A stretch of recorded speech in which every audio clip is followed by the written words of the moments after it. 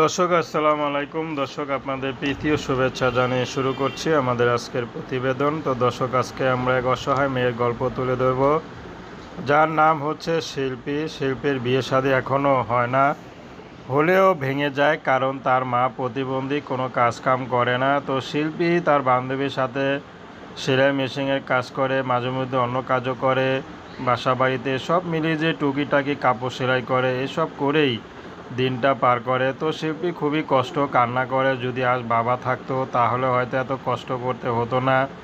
তো দেখতে দেখতে শিল্পীর সব বান্ধবীদের আস্তে আস্তে বিয়ে হয়ে যায়, কিন্তু শিল্পীর আর বিয়ে হয় না।